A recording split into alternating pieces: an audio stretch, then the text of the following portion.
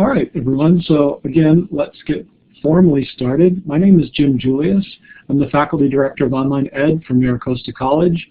I'm a faculty member, and my whole job is really about trying to make sure that students are as successful as possible when they're taking their online classes. So there's lots of different facets to that, and this is one that I really like, which is the opportunity to actually connect with students through the student orientation to online learning.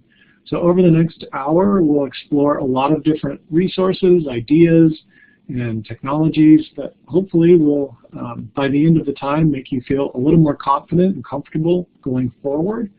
But before we get too much into it, I want to make sure that you understand how to use the tool that we're using today, because it's not a tool that necessarily gets used a lot in online classes here at MiraCosta. So first of all, down underneath me on this side, there's a little slider. So if my voice is too quiet on your end, that can be one thing you adjust, is that slider. You also can, of course, adjust your system volume on your computer, your speaker volume, but that's one other tool that you can try. On the other side, you also see a slider. That's really only applicable if you speak on your microphone, and I'm fine if you want to speak. By default, I have your mics turned off. But you can request that I allow you to speak, and I'm totally fine with that. Tatsi asks, do we need to take a note down? I'm not exactly sure what you mean by that. You're welcome to take notes if you like. It's really up to you. Down in the chat area, so again, down well below me at the bottom of this group of little mini windows, there is a chat. You can actually grab that and break it off if you want to and make it a larger window, or you can just leave it where it is. And I do encourage you to be very involved there. I like it when I know that you're out there, that you're engaged, that you're responding to me, to each other, just adding in comments or questions. So don't hesitate, please, to use that chat and make it a more fun and interesting time for all of us. At this point, there's not tons of people here, so the chat's probably going to be pretty manageable. And in general, I'm pretty good at monitoring the chat to see when questions come up. But if you want to be sure to catch my attention when you have a question that you want me to answer, this little green box on the slide here points out that if you put 3 question marks in at the beginning of your chat, it makes it a little easier for me to notice there's a question there that somebody really wants me to answer.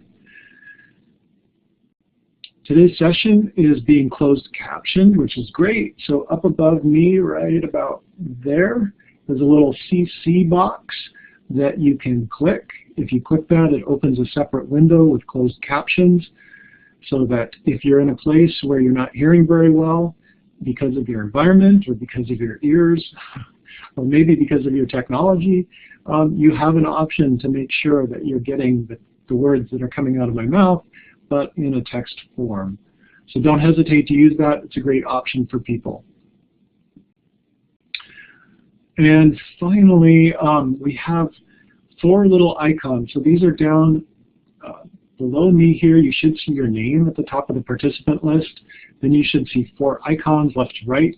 The first one is a little emoticon button, kind of for fun, but if you want to show how you're feeling at any particular moment, you're welcome to use that. If you need to run for a moment and want us to know that you've stepped away, that's what the second icon is for. The third one is to raise your hand. If you're trying to get my attention, maybe there's something in the chat that I missed, or you want to speak with the mic, you can raise your hand. That pops your name to the top of the list, and I can see that somebody is trying to get my attention. And then the fourth one, right now it looks like a little checkbox. It will change to a letter A when we get to multiple choice questions, which we'll do in a minute. And the way that you'll respond is you'll hover over that box. The possible choices will show below you, and you can click on them. If anyone here is on a mobile device, which hopefully you're not, because this is a better experience if you're on a laptop or desktop computer, but if you're on a tablet or a phone, that might not work for you. All right. So first thing I want to do is actually see where people are. So I'm going to give you a chance to interact with this map. So I'm going to turn on the tools. So right now you see kind of just a picture of the toolbar that I'm about to enable. Now I've enabled it. So a little further over to the left, you see where I just clicked my sun. If you move over to the left and click on the sun marker, you can actually click and hold it, and you'll get some other choices besides the sun marker. And then I just want you to drop it on the map once you pick out your place where you are. I put a blue arrow that's pointing to the Miracosta campus because that's where I am. But yeah, some of you figured out that over on the right-hand side there are some boxes where you are right now is not on the map. Whoa, somebody just did a really interesting thing. That's a new one. I've never seen anybody do that quite before. They like put a little screen thing up there. That's very interesting. I don't even know exactly how you did that. Thank you for taking it away.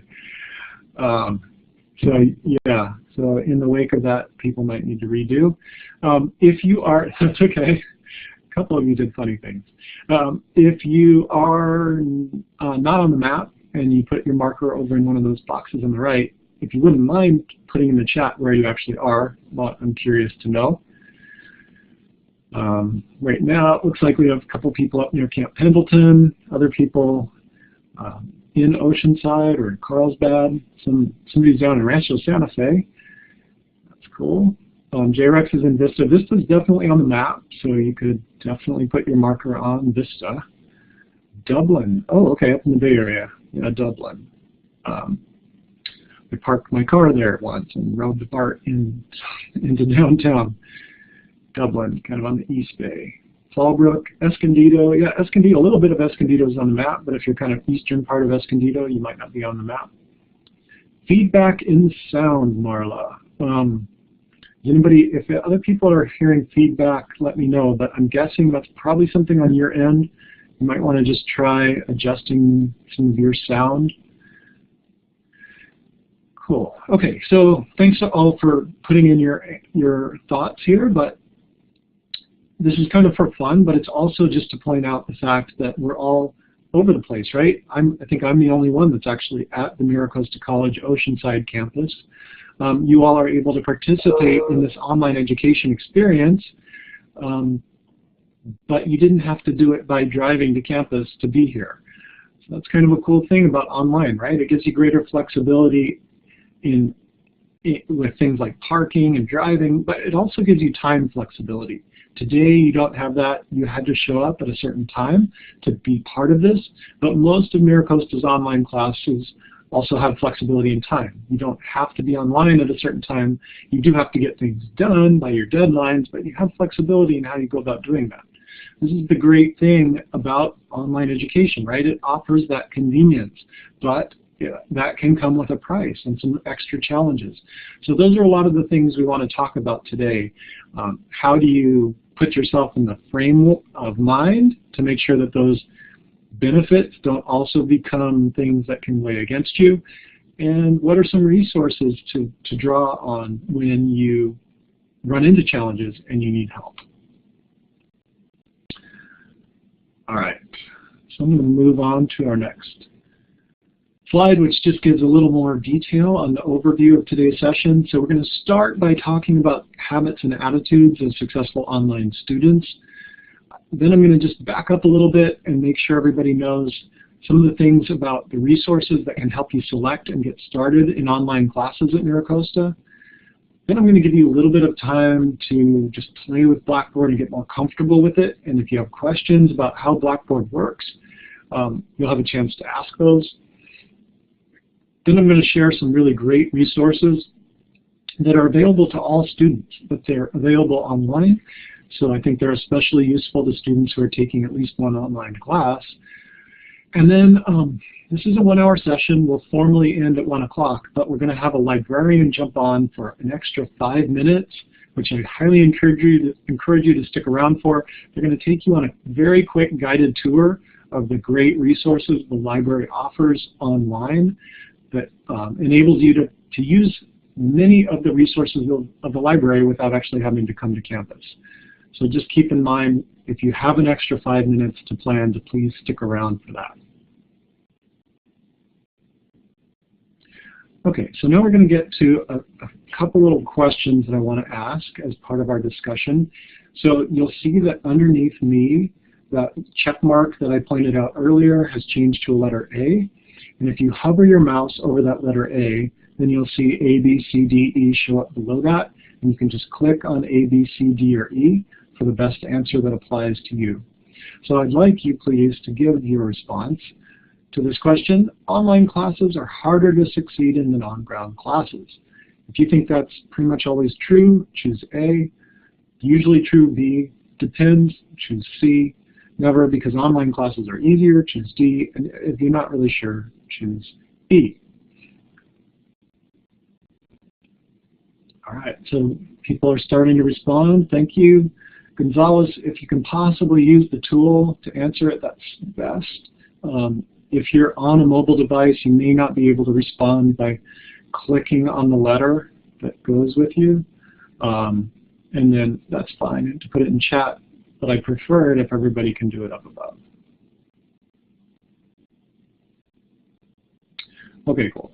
So many of you have responded. I'm going to show you how people that responded above chose. And so we've got a lot of C's and a good number of B's as well. Maybe just one D. So when I do this orientation in person, I do it slightly differently. I ask people an open-ended question. I ask them what rumors they've heard about online classes. And a lot of times people will say they've heard rumors that online classes are easier, but others will say they've heard rumors that online classes are harder. So both of the rumors are out there. I think it used to be that people had more of an idea that online classes would be easier, and the more experience that's out there with online classes, people realize that's generally not the case, right? They're not just some piece of cake that you just sit down and do a little bit of work once in a while, and it's really easy to cheat on the tests and collaborate with your buddies and just get it done and get an easy A. I think most people realize that that is not the case for online classes. I think it does depend, though, because for a lot of students, the adjustment of going from being a student in a regular class that meets in a classroom to being a student that is part of an online class has some challenges that go with it. Time management challenges, self-discipline challenges, and kind of learning on your own challenges that you don't necessarily have when you're on the schedule of showing up in a classroom and listening to the teacher and being able to ask questions right away, and having those conversations with the people around you before and after class and maybe during class about the work that you've got coming up, and all of those kinds of things that most of us grew up with feel a little bit different when it's online.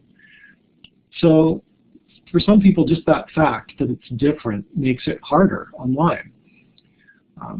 I think it's also important to point out that there are some disciplines like foreign languages and math that we know people just tend to have a harder time in online classes.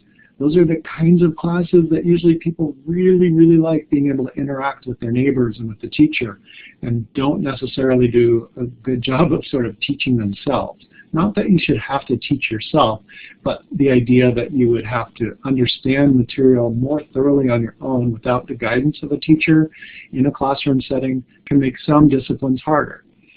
There's also just the fact that each of us are a little bit different, and each instructor is a little bit different. So all of those things combine to make, I think, it really depend on the current situation that you're in a particular online class. I do want to point out, though, that I think there are some things about online classes that for a lot of students make online a really great learning environment. Not necessarily one that's worse because you don't get together with other people. One thing is that if you are in a class that meets in a regular classroom and you miss out on that class, for whatever reason it happens, it's just gone, right? You can maybe ask somebody to borrow notes, but you can't get back what happened in that class. Whereas online, all of that is available to you no matter when you access it. And in fact, if something is really confusing, you have a rewind button, or you can reread something. So you're not bound by the time constraints that you are in a classroom.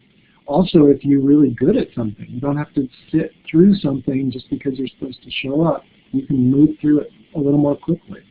So that, I think, is one reason that some students really think online is a better place for them to learn. Another is participation. So in a classroom setting, we think of that as being really high participation, right? Dynamic discussion. But the reality is a lot of classes are set up where there might just be a few students who are bold enough to raise their hand, confident enough to speak out, and you hear those voices a lot. And others who are a little shy, who like to think about things, and maybe aren't super comfortable speaking out in English, don't participate as much as they might like to, where online you have that time to reflect and think, and everybody's voice is supposed to be heard in most online class discussions. So a lot of people feel like they actually get to participate more online than they would in the classroom, and they feel like they get to know their classmates even better in a lot of cases. I've heard that so many times. So there are some things that can make online, I think, easier to succeed in some ways for some students. Okay, so next question.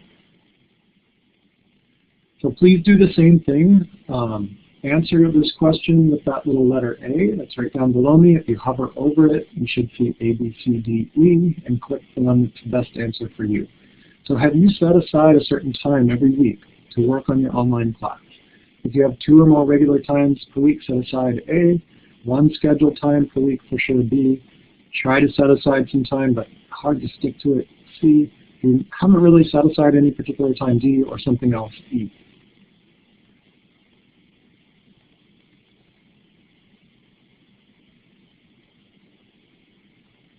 Okay, lots of you have responded. Thank you.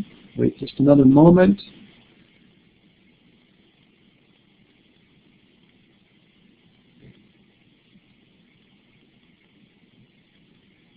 And here we go. So we got lots of A's, which is great. A few B's and C's.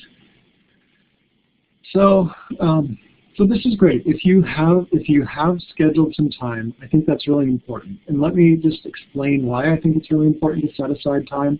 There's a couple reasons. One is that most online classes have flexibility within a given week. You know, most classes have deadlines, like everything for the week might be due on Sunday. And so if you're one of those people that's really busy and you tell yourself, I'm just going to work on my online class when I have a little bit of time here and there, you may find you get to the end of the week and there's a deadline and suddenly you realize you just have a few hours to get it all done. And so you're going to be reading, you're going to be watching videos, you're going to be participating in discussions, you're going to be doing a quiz, you're going to be doing a short paper, all in a few hours, all rushed to get it done.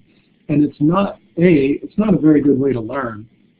It's hard to really let all that stuff sink in when you're trying to rush through all that at once.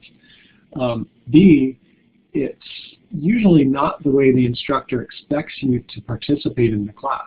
They want you to read and stuff at the beginning of the week so you have time to let that sink in, and so that you can participate in a discussion, come back to the discussion and see what other people said, and actually have a real discussion instead of just checking a box on your list of things to do by giving an answer on a discussion board. So for those reasons, I think it's really important that you do try to space your learning out over the course of the week. And I think for most people, it's easiest to do that if you do set aside some particular times and not just tell yourself that you'll do a little bit here, a little bit there whenever you have time. I know for some people, your life may be so busy with family and work responsibilities and other things that it's almost impossible to actually carve out those chunks of time. But I think most of you probably could set aside some time and put it in your smartphone to remind you that it's time, or write it on your fridge, or in your calendar that you carry around with you as a book, or whatever it is, whatever your system, carve out that time and literally remind yourself. And it doesn't hurt to actually tell your friends and family too that those times are times that you want them to just not tempt you to go to the beach or do a party or whatever fun things that might get you away from that scheduled time. Try to help try to get them to help support you as you try to meet the responsibilities that you set for yourself. Okay, so I'm going to clear this, and I have one more question for you. So same thing, if you can just answer this by hovering over the letter A, that's down below your name, and choose A, B, C, D, or E. So which of these statements best represents how you feel about taking an online class? If you're excited and confident, A, excited but nervous, B, didn't really want to take an online class but you think it will be okay, C, didn't really want to take an online class and you're nervous, D, or something else, choose E.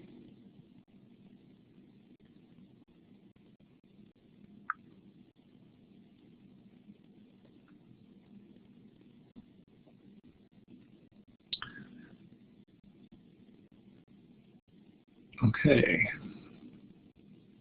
A number of you have responded. Thank you. So we've got lots of A's and B's and just a couple C's. So this is good. I think overall, if people are excited about it, that's great. I think if you're confident, more power to you, but don't be overconfident. I think, again, the biggest thing we hear from students that don't succeed in online classes is that they just didn't realize how much work it was going to be, and they ended up falling behind and feeling like they were in a hole they couldn't dig out of. So don't be overconfident, and at the same time don't be over nervous. Nervous is an okay thing as long as you channel and focus that energy like you're stepping out on the field for a big game or on stage for a big performance.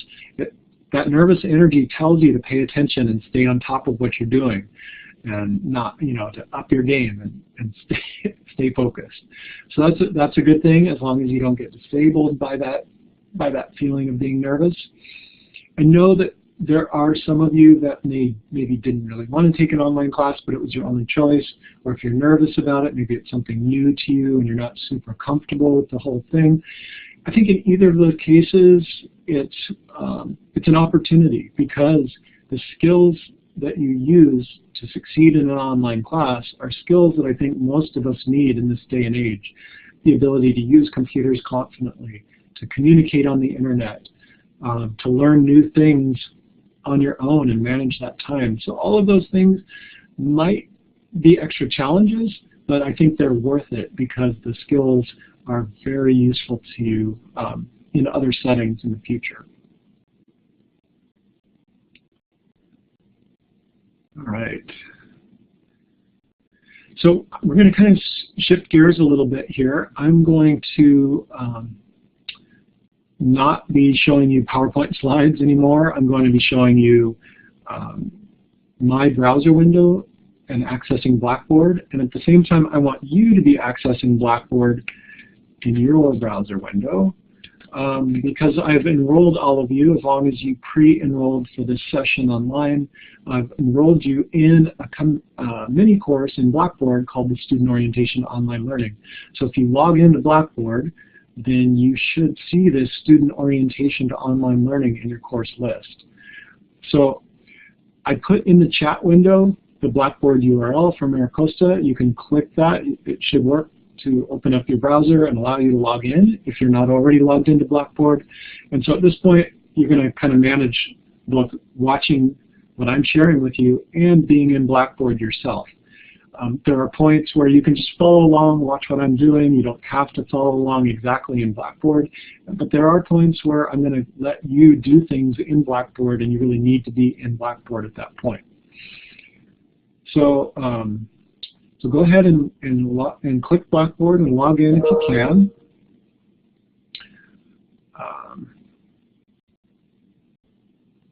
And meanwhile, I'm going to jump over to Blackboard myself. So one more thing, when I jump over there, you'll see this. You don't see it now, but in the kind of next to me, or there. Where I'm pointing, when I switch over, you'll see this thing that says Scale to Fit. And if what you're seeing on my screen looks really small on your screen, if you uncheck that box, then it will look better. And I'll say that again once I switch over. But at this point, I'm going to go ahead and switch my screen over. so that you can see what I'm seeing in Blackboard. All right, so now you should see my Blackboard screen, and of course you can't click anything on that. And if it looks, again, too small and you want it to be bigger, the easiest way to do that is, see where my mouse is going, kind of pointing up to the upper left. Right up above that, you see something that says Scale to Fit. If you uncheck that box, then it will make it as big as what I'm seeing. You might have to scroll around a little bit to see my whole screen, but it might be better that way. All right, so once you have logged into Blackboard, you should see, similar to what I see, a My Courses list in your upper left. And of course, you won't see most of these courses because you see the courses that you're actually in. But then you should see the Student Orientation to Online Learning. That should be listed there. If it's not, it means that you probably didn't pre-sign up for this session online, and I would need your Surf ID to add you. So if you're not seeing that Student Orientation to Online Learning, in the chat you can put in your Surf ID, and I can try to add you on the fly here. But if you are seeing it, then go ahead and click on it so that then your screen changes to see what you're seeing on my screen, which is the home page of that Student Orientation to Online Learning. So let me just tell you a little bit about this course. First of all, now that you're enrolled in this, it's not going to go away from your Blackboard. So you'll be able to come back to it as much as you like. We'll go through it pretty quick today. There are a lot of great resources that you might want to come back to later. So no fear, it will not disappear from your Blackboard. It will always be available to you as a resource. Secondly, it's set up with this idea that becoming a successful online student is kind of like learning to get your driver's license. So there's all these little icons and fun things like that. At this point, we're going to kind of skip through some of that, and you don't have to pay too much attention to it. But if you come back to it later, it might make it more enjoyable for you. Lastly, every Blackboard class has this course menu in the upper left, and in Blackboard, it's totally customizable. So every faculty member might set it up a little bit differently. So it's really important that you take time at the beginning of any class that's using Blackboard to understand how your instructor has set up the class, how it's organized. So I would encourage you to just kind of click through all the different course menu items when you're in a new Blackboard class and try to figure out how they've set things up. This one is set up with modules, so we kind of have everything we need in each module. And similarly, a lot of Blackboard classes, especially online classes, are set up in modules that are usually week to week. So you click week 1, and it's going to show you, here's what you need to read, here are the videos you need to watch, here's the discussion board, here's the quiz, here's your assignment. All in one place. But it's not always that way. You might be in a class where you have something at the course menu level that just says content, and when you click that, it has all kinds of lectures and videos and other things, and you figure out what you need to watch for a given week. And then maybe another course menu item that says discussions, and you go there and you find the discussion you're supposed to participate in. And you might have another one that says quizzes, and you go there and you figure out the quiz for the week. So it could be organized quite differently, and the point is you just need to try not to get caught off guard because you don't really understand how to navigate the class. Make sure you take time to figure out where things are as early as possible. So HB2, my classes are on Canvas. Is this the same? So I'm going to talk a little bit about Canvas. We have both Blackboard and Canvas right now. They're similar, they're definitely not the same. And one of the things, as far as what I was just talking about, in Canvas, that course menu is much more consistent from class to class. Instructors have a lot less ability to customize it in the way that Blackboard allows each class to be really different. So students tend to like that in Canvas, is that there's a little bit more consistency in how classes are organized and how they navigate through classes. But we'll talk a little bit more about Canvas in a minute. Thanks for asking that question, by the way. Okay, so I'm going to jump to this preparation section, this module. If you want to follow along with me, you can. If you just want to watch what I'm doing right now, that's fine. Or if you want to click along in your own browser with Blackboard open, that's fine too. So I've got in this class some screenshots I'm going to jump out and show you some things live sometimes. Just keep in mind, if you're looking at this on your own, the screenshots are not live, so you can't actually click things that are in these screenshots. So the first thing I want to point out is that from any MiraCosta web page, and here I am on the MiraCosta web page now, up here at the top there's this online ed link. And if you click that online ed link, it takes you to a page that looks like this.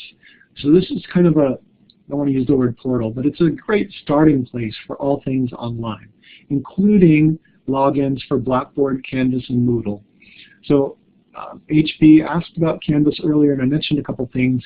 If you didn't know this, we are in transition right now. So in 2016, we decided that as a college, we were going to switch over to Canvas and away from Blackboard and Moodle, which are systems that have been available in the past. Moodle is hardly used at all. At this point, there's maybe a dozen classes that use Moodle, but Blackboard, Canvas are close to 50-50 this semester. But next semester, spring, is the last semester that faculty will be able to use Blackboard, and then by next summer, Canvas will be the only system we're using here. So, so if you need to log into any of those systems, you can go to this page, log in. Then there's some great support resources, which we will be talking about later in the session. And then the other thing I wanted to share right now is this green button that links to the online class schedule. So the online class schedule is a separate schedule from SURF that lists all of our online classes and all of our hybrid classes all in one place. This is useful because if you have a busy life and you know you need to take a class and it needs to be online, but you don't know exactly what you want to do as far as your online class, it can be kind of a pain in SURF to search over and over again in different subjects to figure out what's available to you online. So if you just come to this page, you can see everything that's online listed all in one place. Online-only courses do not require any coming to campus at all. If you scrolled past all the online-only classes, and I won't do that right now, but if you scrolled all the way down past the 260 online-only classes, you would get to hybrid classes, and hybrids are blends of some online and some on campus. If a class is all online except for proctored tests that are required, that's still listed as a hybrid class because it does require you to go to a certain place for part of the class. The other good thing about the online course schedule is that if an instructor wants to give you extra information about a class that they can't give you through SURF, they will put that here in the online class schedule. So for instance, if I click on a particular class name, and I'm going to get to one that I know has some information, you'll see that they have this instructor information about the course. This is extra information that they came in and put in here. It tells you which course management system they're using, so this one's using Canvas, how to get hold of them, what their office hours are, and then if they want to put some notes in about the class, they do. And so it might give you more information if you're trying to decide which class to take. Is this one a good fit for you? It also, if you've already signed up for a class, but you're kind of unsure how to even get started, a lot of times this will help you figure out where and what is necessary to get started with an online class. So again, that's information you can't get from SURF, but it could be really useful. I want to talk just really briefly about SURF. So I'm going to scroll past these screenshots in the Blackboard class down to some SURF screenshots.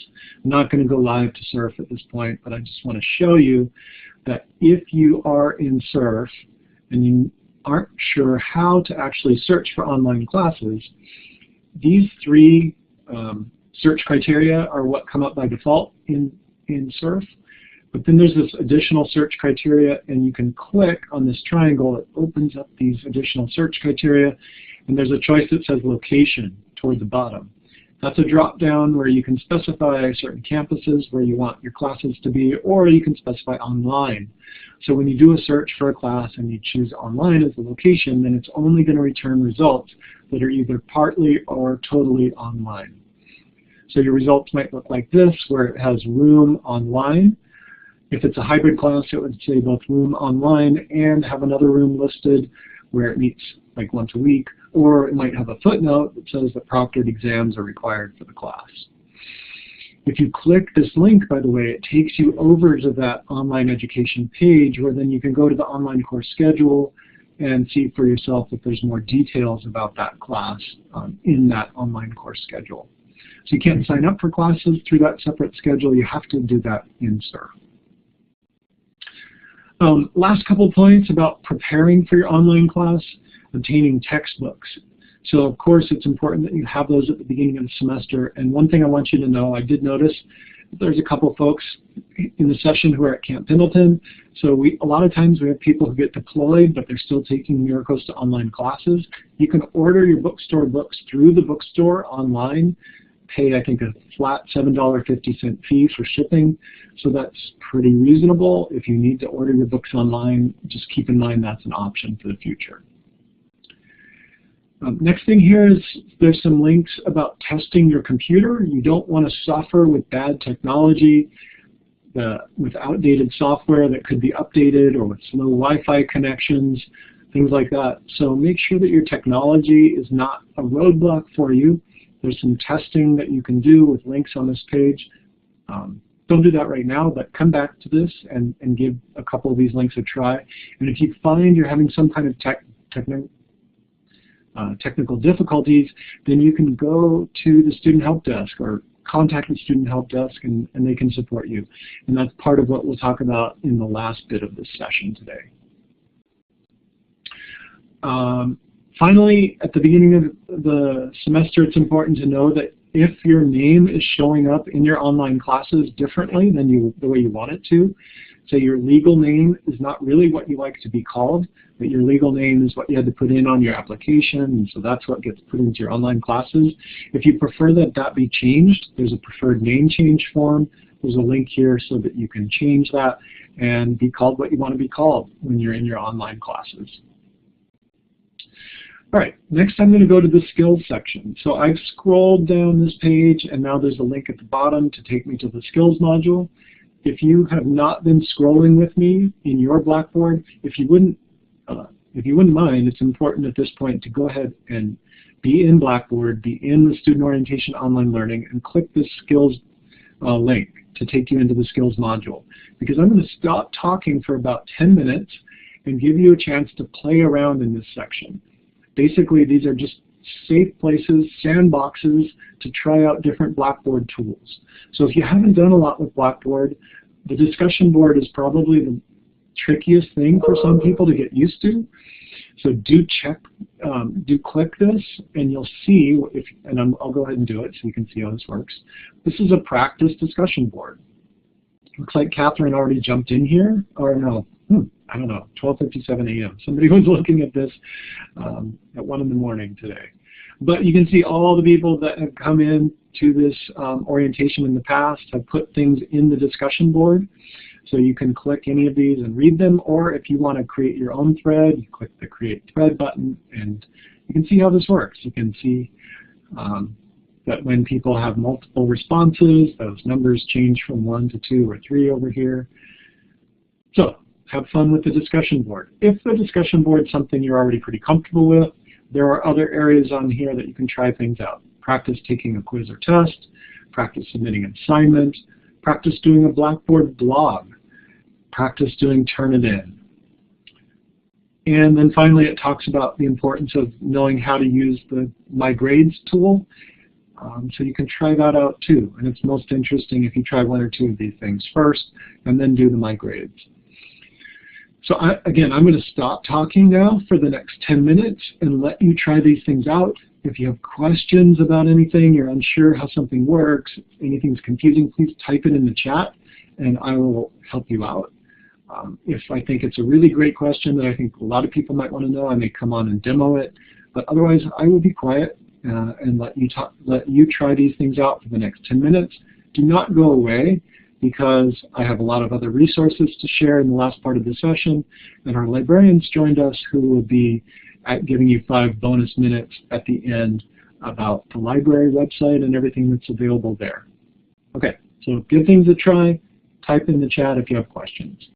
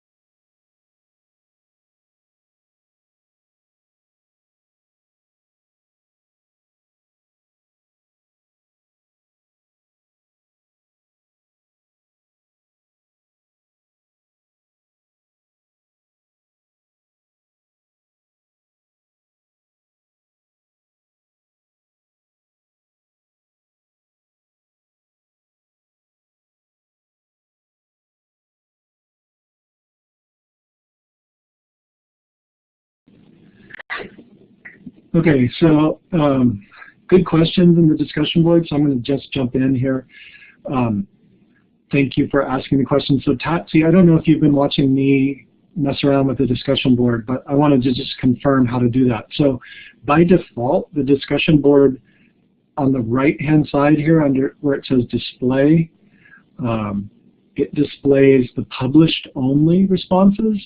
But if you have drafts that you've saved, go to the drafts only, and then you'll see your draft, and then you can go in and edit it, and once you submit it, then it will show up. So I hope that makes sense. You just have to change the display so that you see your drafts. You could do show all, and then you'll see your drafts mixed in with all of them, but if you're just looking for a draft, I would choose drafts only. Eric and J-Rex were wondering about the difference between blogs and discussions. So in some ways they're very similar, but the idea with a discussion is that really everybody is kind of equal in a discussion. Everybody can respond to each other. Blogs are more oriented around each person having their own blog. And so you wouldn't typically have a blog that is like for the whole class. Each person would have a blog where they're kind of the primary voice, and then other people can comment on what they have to say on their blog. So that's really the difference. You could set up discussions like that where each person has a discussion that's dedicated to them, but really that's kind of the idea of blog. So it's kind of like a journal. You can write your thoughts, and then people can respond to you, where a discussion board is more like everybody's equal. So I hope that makes sense.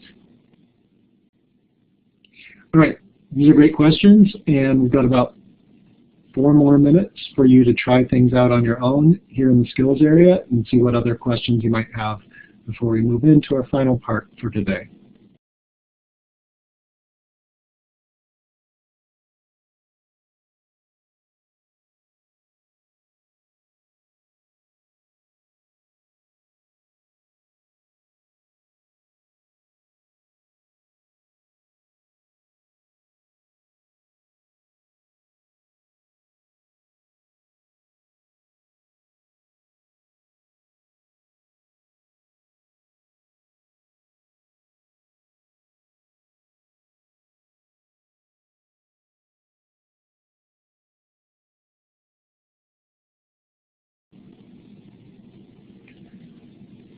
Okay, so we gave you about 10 minutes to practice things. Hopefully you got a chance to try some things out. You feel a little bit more comfortable overall with Blackboard.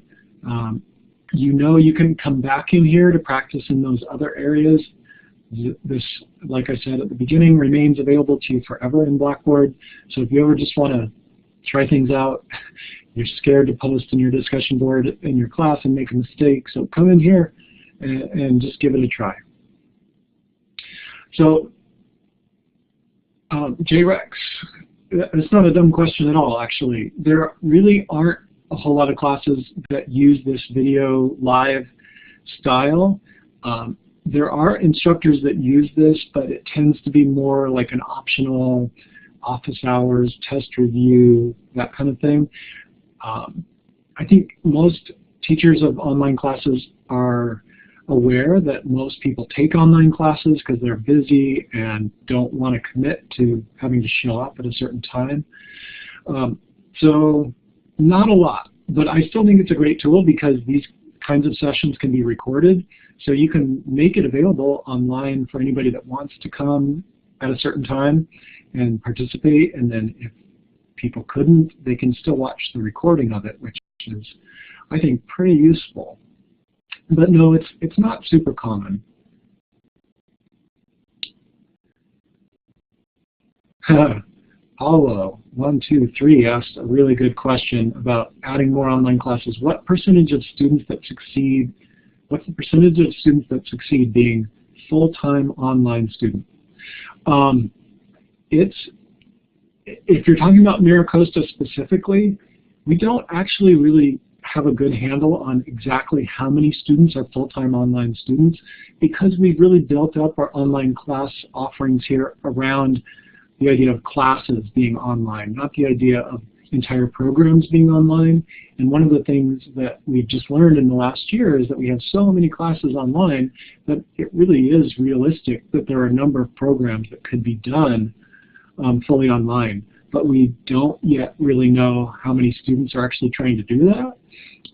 So it would take a bit of research to answer the question with regard to how many of our students are really full-time online and how well are they doing. In general, overall, the success rates in online classes is lower than success rates for on-ground classes, but that's just in general. And when you really start looking at the details of, it depends on subject areas, it depends on a lot of different things. And in fact, we also did some research on students that showed up for this 1-hour session, and students that do attend a 1-hour student orientation online learning succeed at about a 9 percentage point rate higher than other students that don't take this in online classes, and it's comparable then to on-ground success rate. So, so there's just so much, it's hard to give you a great answer to that. Okay, so we're going to bump up against our 1 o'clock concluding time when we switch over to our librarian pretty soon. So let's jump to this last section, the knowledge of key student support resources. And there was another question on here that Tatsi was asking about not having access to an ebook. And so that's the kind of question that might be really great to ask the Student Help Desk. So I'm going to jump. The first thing in this section is about the Student Help Desk. I'm going to jump to the live MiraCosta webpage to show you how to get there. From this menu button, when you click that, you get access to all of these quick links. And under Student Services is the Student Help Desk link. If you click that, it takes you to the Student Help Desk website. So this lets you know that for the fall, the Student Help Desk hours of operation is from 8 in the morning until 6:30 at night, Monday, Wednesday, until 9 at night, Tuesday, Thursday, and business hours Friday, and from 8 to 1 on Saturday. So the Student Help Desk you can reach by email, by phone. If you're on a PC, you can also text chat with them. And the staff of the Help Desk are MiraCosta graduates, so they very much know how you feel as a student who's frustrated by the technology. The Student Help Desk is a great resource for questions like that. I'm in my online class and I'm clicking the ebook link and it doesn't work. What's going on? So contact your Student Help Desk. Sometimes with that kind of question they might say, that's a publisher thing, and you might have separate tech support for the publisher of your ebook. So they might pass you along to some other tech support. But if it's a question just about navigating the MiraCosta website, navigating MiraCosta systems like Blackboard, Canvas, and Surf, or even just understanding your instructor told you that you were supposed to turn in an assignment and you can't even figure out where to turn that in. They can help you figure out most of the time, here's where it is, this is where you need to go. Okay, great, thank you. Once in a while, the instructor may actually have made a small mistake and not made something available. In that case, the Student Help Desk will reach out to the instructor on behalf of you and the class and let the instructor know that students are frustrated because this isn't working. And that way you don't have to be in the awkward position of letting the teacher know that maybe you think they might have messed up. So the Student Help Desk is a great resource for you. If your computer is bogged down, they can try to give you some advice about things to do to clean it up and make it go faster. So don't hesitate. They're a great resource. Secondly, I want to share with you really quickly 3 outstanding resources that are available online for MiraCosta students. The first one I'm barely going to mention because we do have our librarian who's joined us and will go into more depth. But if you go to the library webpage, Stephen's going to show us a lot of cool things. The one thing I want to make sure everyone here is aware of, if you have to leave right at 1 o'clock, is that there's this 24/7 live chat with the librarian. So this is available to you from anywhere for free as much as you like. If you're trying to use the library resources that are online, here under research, there's databases of all sorts, there's ebooks of all sorts, and you're a little confused or you're just not sure what the best way is to to formulate your query so you get good information from the database. You're not even sure what database would be the best one to choose for the kind of research you're doing. Just jump in here and have a chat with the librarian. 24/7, completely free, so that's a great resource. Second one, the e-tutoring. So we have online tutoring here at MiraCosta that is completely free. It's not every single subject, but it's most of the core subjects has online tutoring that's available to you. By far the most widely used is math, but there are, as you can see, a number of other subjects, Spanish, chemistry, biology. Those are all really widely used. And so if you scroll down on the online tutoring website, there's a page that it says View Schedule. So when you open this page, it shows you for every day of the week what subjects are available. So today is Monday, August 28th. Accounting just has an hour, but if we scroll down to math started at 7:30 in the morning, and there's tutors all the way up until 11 o'clock at night. So that is really pretty great online live tutoring support that's available to you. And finally, our Writing Center. I want to point out that if you go to the MiraCosta College Writing Center website and choose Make or Cancel an Appointment, this gives you an online option.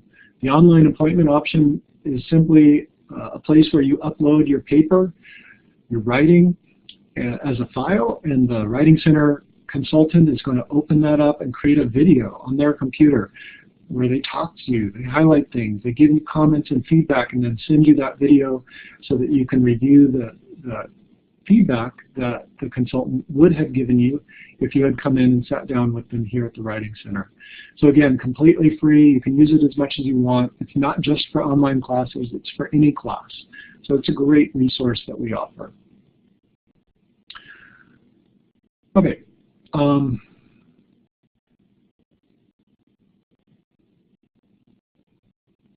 So last thing I want to point out that's in this Blackboard class is that there's a short video here about setting up notifications. If you don't have the Blackboard mobile app, I recommend that you download it. There are links here to the Apple Store and the Android Store so that you can get the Blackboard app, which is free.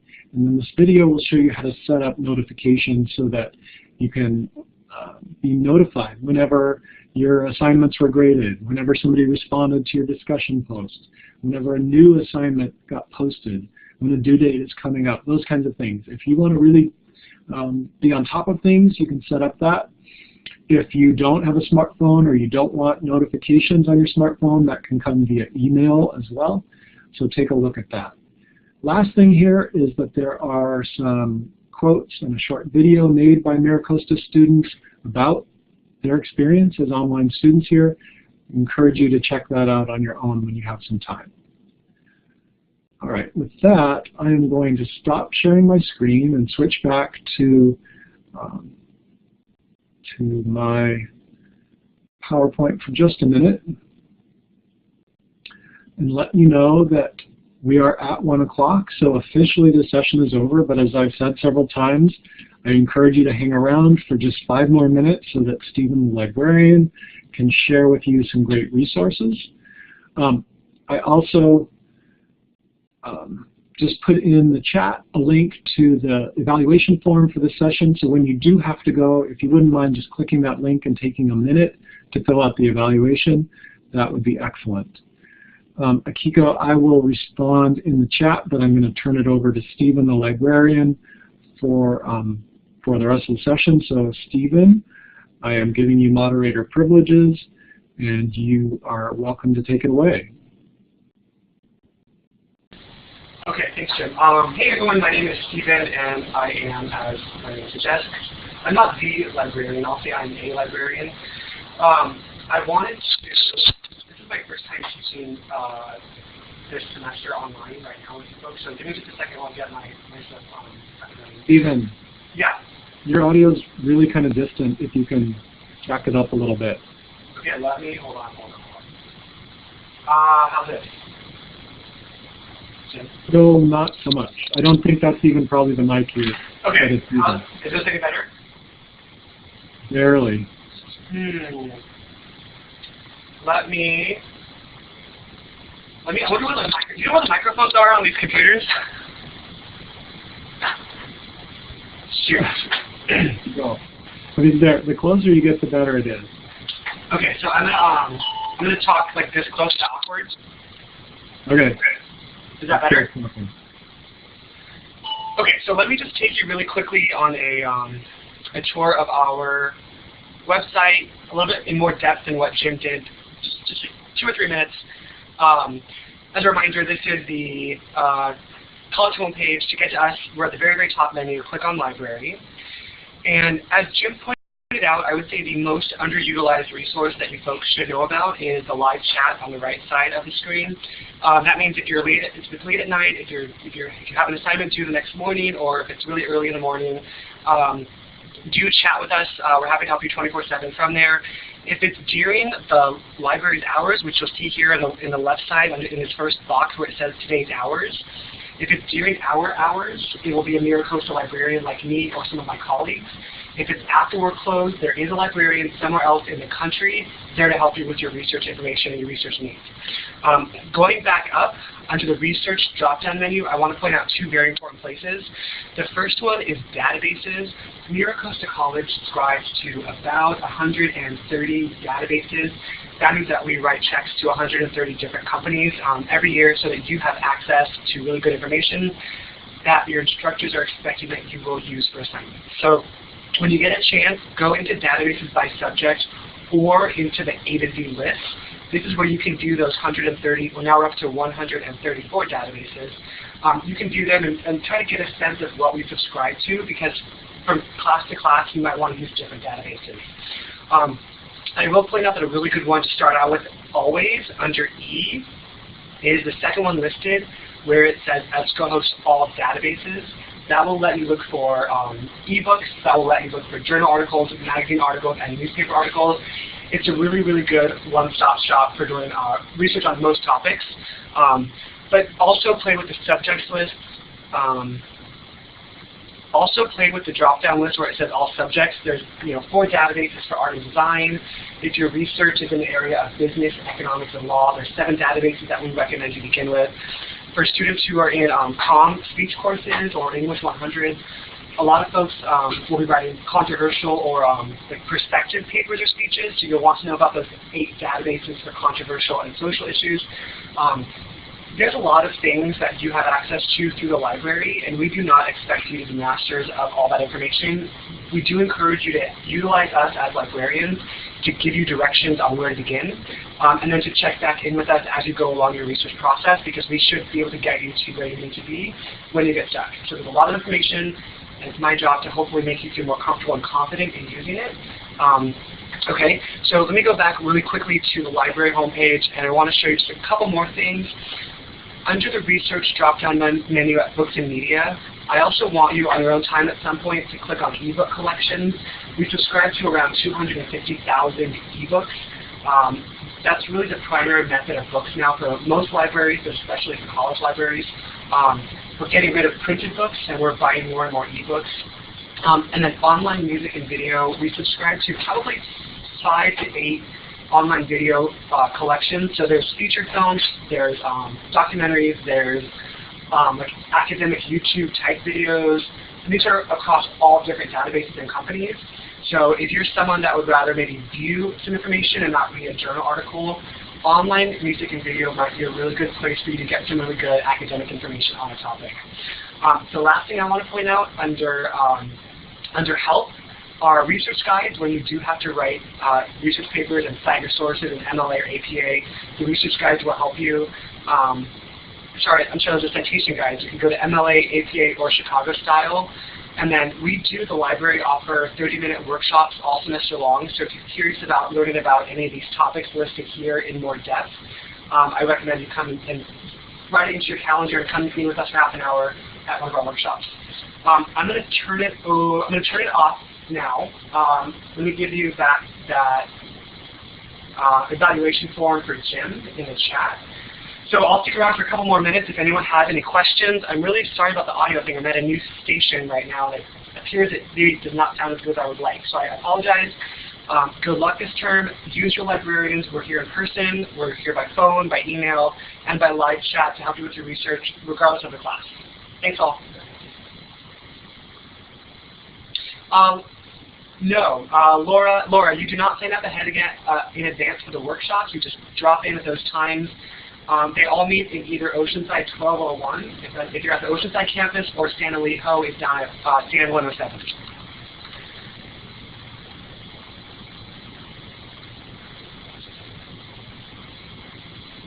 Thanks, everyone.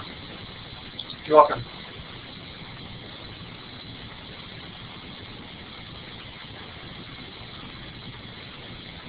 Thanks, Jim.